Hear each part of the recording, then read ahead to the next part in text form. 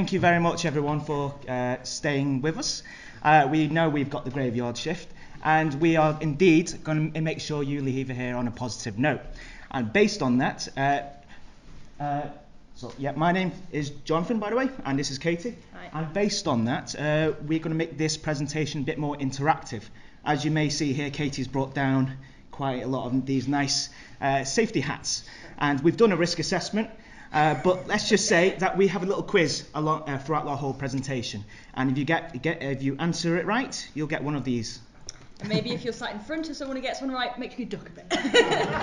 But these safety hats are squashy and soft, so we've made sure that no one should be injured. So we're here to talk to you more about civil engineering. Civil engineering is everything that you see around you, everything that's been built around you. It involves roads, railways, schools, offices, hospitals, water, power. I just could go on forever. The kind of things that we take granted for, but we will find difficult to live without, pretty much like our smartphones. So civil engineers help to design, create, and connect the world around us. They make us to be able to make use of our villages, our towns, our cities work, and for the people that live there. So for 2018, the IC remarkably is 200 years old. And obviously civil engineers have been designing, planning, and building the world around us where we live today. So first picture. Does anyone know which country this would be in? Come on. Egypt. Ooh, there you go. First hat. See, I'm rubbish at this. But yes, and civil engineering projects have occurred from from 2000 BC, and the picture we can see here is the Pyramid of Djoser, and it was one of the earliest cut stone pyramid constructions around the world. Moving on, can anyone guess where this is, or what structure this is? Greece. And the name of this? Put your hands up. Say again. No. Oh, who said that? There you go. Good luck, Katie. We'll pass it to you later on. You might need to pass it up. So this is a former temple. In honor of the goddess of Athens, of Athenia. So its construction occurred when the Greeks were at their most powerfulest. And the Parthenon is regarded as a symbol, a very positive symbol of ancient Greece, and it was to demonstrate the power of the Greeks, how democratic they were, and it helped to build foundations of Western civilization as we know it as well. And it was a gift to the gods after their wars with the Persians as well. Moving on, this one might be a bit more difficult. But the country, it's in Italy. Does anyone have any ideas what this road may lead to? It's Rome. Say again? Is it into Rome? It is indeed, yes. It's a road from southeast of Italy into Rome, and it was to help. This was one of the earliest roads that have been documented in Roman history, and it's called the Appian Way. And it helped the Romans to provide a link from Rome down to the southeast to protect the shores in the southeast area. So you'll get another one for later on for someone or for a friend. Okay. And this one here, this one's very obvious. Come on. Yep, there you go. You might as well get a hat. You got a free hat for there you go, good catch. You got a free hat for saying it. So, the Great Wall of China. Obviously, it started around 220 BC, and from there, it helped. It was made from a series of fortifications of, it was made from a series of stone, brick, tampered earth, wood, bits and bobs that were lumped together to form the structure. But, however, the original Great Wall of China, as around the early 220 BC. It doesn't actually exist anymore, and it was rebuilt over time by the Ming dynasty, pretty much around the 1300s, 1644, as to the structures that you can see today. Okay, does anyone know who this person on the right is? No? How about the structure on the left? Sneeze Tower. Brilliant. It's actually called the Eddystone Lighthouse. or the Eddystone Tower, but it was by John Smeaton. And John Smeaton, he was a northern lad. He was born in Leeds, and around 1760, he coined the word civil engineer. So he coined the word civil engineer, and he's known as the father of civil engineering. And he transformed the work of engineering into a scientific process as well. Okay. And he also founded one of the early civil engineering societies around 1771, and it was called the Society of Civil Engineers. But in 1834, it was renamed the Smeaton Society of Civil Engineers, and that still exists today. Okay, 1818. Any ideas? Come on, I gave you the hints. If you know what this lecture was about, you should know what this means. Say again? The river fleet going underneath. No, unfortunately not. No. Thank you. Brilliant. 1818. So obviously 200 years from 1818 is this year. And so anyone who's practicing for their professional qualification as a civil engineer, you definitely need to have known this. So 1818, civil engineering, as we know, the ICE was formed. So it was formed by simply a meeting of young engineers who were around 25 years old, in a coffee shop on Fleet Street called Kendal Coffee Shop, I think.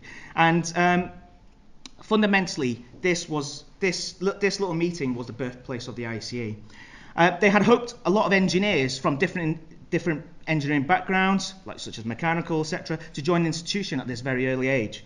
However, civil engineering wasn't even a really official term. It was only just slowly getting recognised as a profession. And before that, before the 1818, most civil engineers were actually military engineers. Okay. So in 1820, we have our first president. Does anyone know who that was? There you go. Sorry, on the back. You might get the next structure. Sorry, who was it? At the front. Sorry, yes. Yeah. Yes. Okay, yes, it's Thomas Telford. And they roped in Thomas Telford to be the first president. Straight away, loads of members across the whole United Kingdom a lot of civil engineers were deciding to become members of civil engineering, and it started to gain traction. So Thomas Telford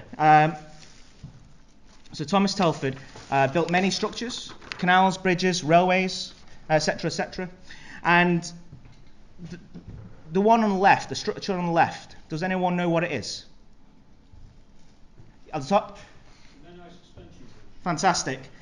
Maybe come later. You can come later for that. I could try, but we won't. But yes, it's the Menai Suspension Bridge, and it's a brilliant structure.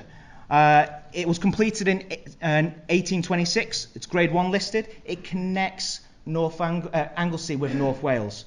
Before that, it was simply a ferry across literally the river, but it was quite turbulent and difficult. It was made of wrought iron and stone. It was around 417 metres in length, 12 metres wide, and originally the iron chains that came along with it, they were around 120 tons each, and it was eventually replaced with steel. Okay, so Telford, he made an impact, not only with the IC but across the United Kingdom, as well as many other civil engineers, for the likes of Brunel, etc. And he was also known as the Colossus of roads, because his roads designs were used to construct a majority of the roads across the United Kingdom as we know it today, especially in the early designs. And it was during his lifetime, it was around 1,000 miles of roads. So it was a heck of a lot. So in 1828, Thomas Telford's probably most important role was to obtain the Royal Charter for the ICE, and officially recognised civil engineering as a profession. And it was obviously a very great ambition of his. And unfortunately, a couple of years later, he passed away in 1834. 1847. At least two people in this room should definitely get this answer right. Robert Stevenson, yeah. Yes, Robert Stevenson. Definitely the case. And also, in 1847, what is the building on the left, and what institution does it actually hold? What's that? Is the ICE building? No, it's not. Is that IMechE? Is it IMechE? Is that IMechE? Well done! We have the mechanical engineers actually realising it. Oh, no, right. There you go. I should have known that. You should have known that. That's why I was testing. At least 2 people should have known this. Yes, so obviously a lot of different institutions were with the ICE, but Mr. Stevenson decided to set up his own, and he called it the IMechE, which is obviously a great institution. Thank you for that. In 1911, does anyone know what this building is? IC, go on, Marshall. There you go. It's the IC building in 1 Great George Street. And they finally moved to their premises here, which you all know today. It holds many functions, etc., weddings, which are apparently very expensive. But it's a really nice venue as well. 1912 to 1913, we can see here the Ics Coat of Arms. So for anyone who hasn't actually looked at the Coat of Arms properly, we can actually see, the sun, we can see some lightning, we can see some water as well.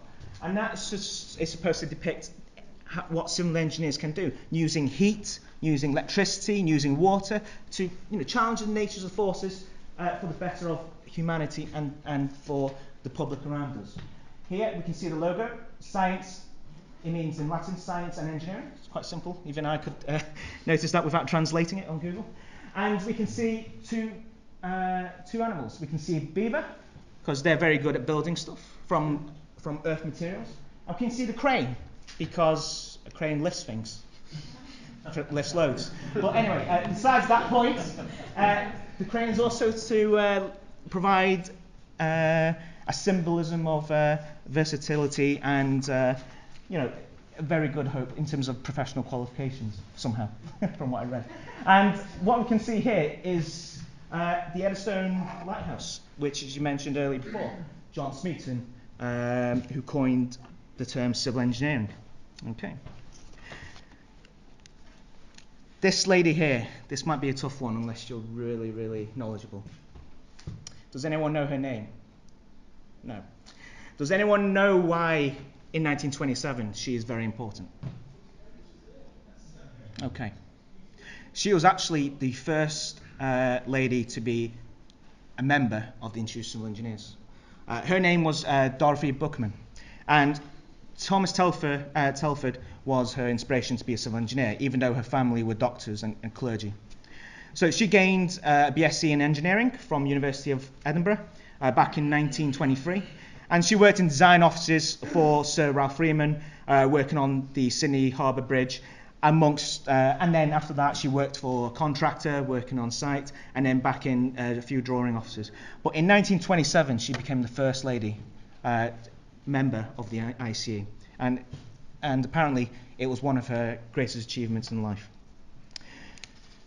So in 1972 we see the birth of our regular enhanced knowledge New Civil Engineering magazine, sharing information across to civil engineers, members across the UK and across the world, and was published by EMAP to this very day. In 2008, does anyone know who this person is? No. Okay. The first president, is it? The first lady president. Yeah, that's correct. You'll get another one later on. But if you want to start winning these, we need more people engaging. Unless you didn't know. But yes, this is Jean Venables, and I'm going to read this out.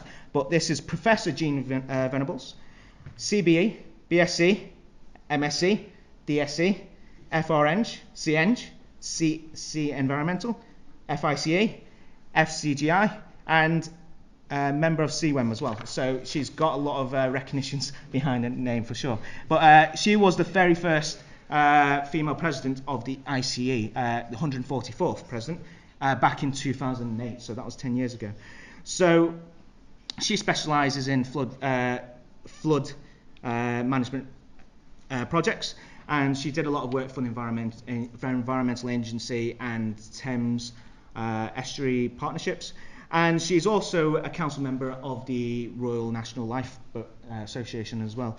And back in 2011, the Institute of Civil Engineers, they instituted the Jean Venables Medal for those who were the best technician professional review candidates as well. Okay. And in 2016, the IC had a very good time playing with Lego, as you can see from this picture. So this is actually the longest Lego suspension bridge in the world. Can anyone guess how many meters that could be? Come on. Closest. No. 60. No. 50. No. 260. No. No. Who said 30? There you go, that'll do. Oh. So it's actually around 34, but you were closest. So. Sorry. You got it? There you go. So it was actually made up of around 205,000 Lego bricks, which is a hell of a lot. And it weighed half a ton. And at the span in the middle, it was 16 meters as well. But it was one of the great achievements by the IC, and in Ics Manchester we hope to do something just as good, but we'll keep you noted on that going forward. What load could it carry? Say again? What load could it carry? I can't comment. Okay, so since our small beginnings, the IC has become home to many of history's greatest engineers, like Telford, Brindley, Brunel, amongst many others, and many past presidents, members, and 200 years later, we now see over 92,000 members around the world. Okay, so I'm going to pass you on to Katie, who's going to take over the next part. Yes, so what I'm going to do is going to talk, over the last 200 years, I've picked approximately 10 projects that demonstrate the range of things that civil engineers get involved with. But I'm going to try and talk more about sort of the impact they've had, and some of the key themes of ICE 200 are the impact that civil engineers have on our lives. So the years along the bottom are just roughly 20-year slots, so you have to be slightly, give me a bit of artistic license for the years. Obviously things take a long time to get built and in the design process, so they're not the years that they were in, but they're just roughly time frames basically. So can anybody tell me what that is? Suspension. Yes. You can see if Jonathan's a better aim than me. Yeah. So I picked this as it's connecting communities, which is one of the key themes of ICE 200. Avon Gorge, massively deep. Only way to get across it before that was by obviously by boat over the river, and so connecting communities, a bridge is a perfect example of that. The next one, a little bit easier because it's kind of got a title, but does anybody know what I'm referring to here? Transatlantic cable? Yes, exactly. Carry on talking. Okay. So again, I picked this example as a connecting communities. Maybe not a better name. And also one of the key themes of IC 200 is smart infrastructure, and this is kind of a little bit of a precursor to that, being able to connect people together, exchange information. So it managed, before that, communicating information across the Atlantic would take multiple days by boat, and 17 hours, so just under a day, whereas now it's sort of semi-instantly with a cable. Does anybody know what I'm talking about with this photo? So it's a particular... Bazalgette. Yes, exactly. Who was that? So, Bazalgette. I don't know. No, sorry, who was that? I know it London, as it was developing, with multiple people moving into it, it got smellier and smellier, and there was what was called the Great Stink, which is what the first photo is depicting. And Bazalgette, who was the municipal engineer at the time, started putting in a series of sewers because they didn't realise at first that it was all the illnesses was being caused by things in the water, but as we heard from the presentation this morning, providing clean water and getting rid of dirty water is one of the ways that engineers can save multiple lives. The next one. Two photos here. So you can only have one then. Nice catch.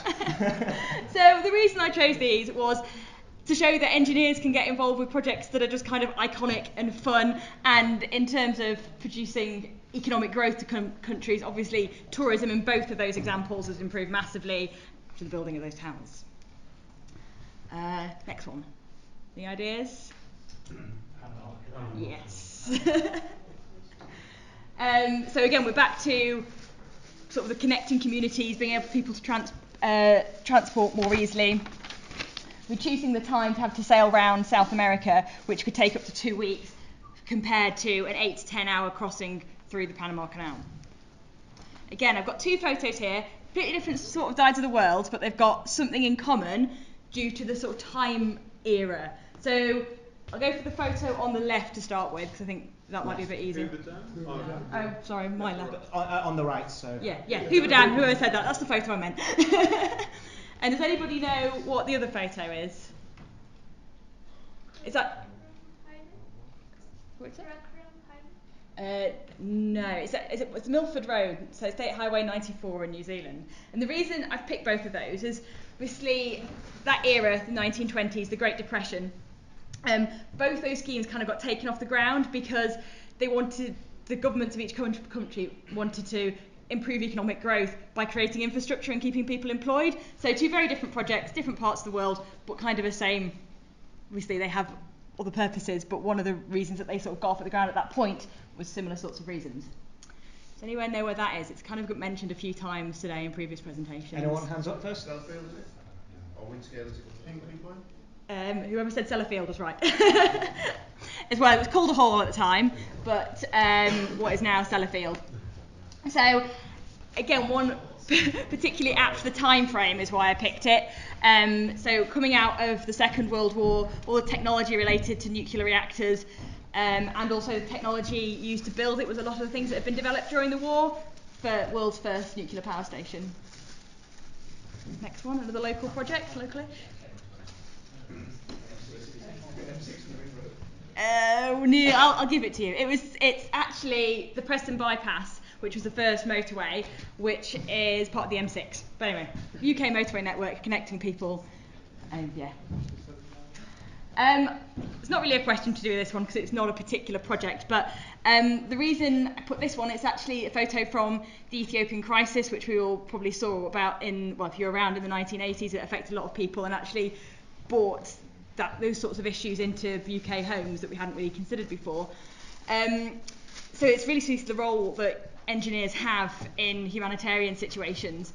And also in the 80s, the organisation called REDAR got set up, and this was one of their first sort of major crises that they deployed a lot of UK engineers to. And last sort of 20 years, I couldn't pick one particular project, so yeah. I won't go through every one. I'll just describe them. So vertically, for the Shard being the world's tallest tower and the UK's tallest tower, energy generation with the Three Georges Dam, providing clean water with desalination, tallest bridge being Milan Viaduct, and again just one that's something that engineers do to sort of make people's lives more fun and more interesting in tourism, which is the Palms in Dubai. So, all right, pass back over to Jonathan. So we'll keep this very quick because I know everyone's raring to go home and have their evening supper. Some local civil engineering projects. So in 1761, something known as Bridgewater Canal. It was commissioned by the 3rd Duke of Bridgewater, and it helped to transport coal from his mines from Worsley down to Manchester. It was opened and later extended from Manchester to Runcorn and from Worsley to Leigh, and its total length is around 41 metres. It's often considered to be one of the first true canals in England, and it required the construction of an aqueduct across the River Irwell as well. In 1794 to 1804, we can see the construction of the Rochdale Canal. So if anyone's gone near to the Rain Bar locally here or gone look towards Deansgate, it's part of the Rochdale Canal network. And it's around 32 miles in length, connecting the Pennines in west of Yorkshire and right down towards the Castlefield Basin as well. It was quite pivotal at its time, just before the Industrial Revolution, to help connect the cotton mills of Manchester with the whole network around that whole area. Okay, for anyone can guess what this picture depicts? Manchester. The original. Was that sorry? Manchester, Liverpool and Yeah. Okay, so in 1818 to 38, we can see the birth of the railway revolution. So the Liverpool to Manchester railway opened officially on the 15th of September 1830 between obviously Liverpool and Manchester, and it was the first railway with many firsts. So it was exclusively run on steam power. It was also the first with no horse-drawn traffic allowed on it at all. It was also the first to be entirely double track throughout its length, and also the first to have signalling throughout the whole railway, or the whole line. It was also the first to be fully timetabled, and it was the first to be powered entirely on its own power, steam, and finally the first to carry mail as well. So the railway was, this railway here led to the industrial revolution, the birthplace of rail across not only the United Kingdom but across the world as well. And 1829. Does anyone know where this actually is? Location? No. Near Bristol. No, it isn't. Is it near Mosey? Say again? Aqueduct. No. Is it near Mosey here in Manchester? No. Okay. 1829. So it was a year, literally before 1830, before the Liverpool Manchester Railway. This is actually the birthplace of the railway revolution itself. It's Rain Hill. So this here was designed by George Stephenson, and it's the first ever bridge to be at an angle. It's around 34 degrees as well. And this here, this train, this locomotive here, was Stephenson's rocket, and it actually well, it was actually the only train not to break down, so that's why it pretty much won. But yes, this here was the revolution of the railway itself. There you go. Still there. I used to go to school around there, so I know the area well. Okay, this one here, 1830. Fire station. Say again? Fire station. No. It's the first railway Say again? station in Manchester, isn't it? No. But We're First gonna put railway hands. station in Manchester. Which one? It's the one where the museum is at present. Yeah, that's right. There you go. Are you allowed to bring that many yellow hats to the IMECA? Fair enough. They're going to be civil engineers, not mechanical engineers. You realise that? Yeah. So this is the first railway station, passenger railway station in the world, and it's here, literally in Manchester, next to Mosey. So I do recommend you to go there. There you go. So from 1885 onwards, we can see a lot of civil engineering work happening. You can see Metrolink expansion. You can see the M6. You can see obviously the M60 around there. So civil engineers have had a lot to play with across the northwest alone. Does anyone know what this picture is? Ringway Airport. Bloody hell. So you know who to take to a pub quiz if you need to. Okay, it's actually Ringway Airfield, and it actually led to Manchester Airport as it is today.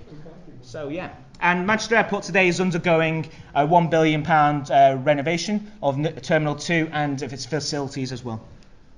So just to cap off and end this presentation, we can see going forward a lot of modern infrastructure planning around the Manchester area. So we can see obviously supposedly HS3, we can see HS2, and this is apparently the latest design for the HS2 stations next to Piccadilly. Whether it happens or not, we will wait and see. So at the end of the day, I just want to say that's it, civil engineering in a nutshell, at its best. Hopefully you can see that civil engineers have indeed been some of the best invisible superheroes in the world today. And thank you very much for your time today.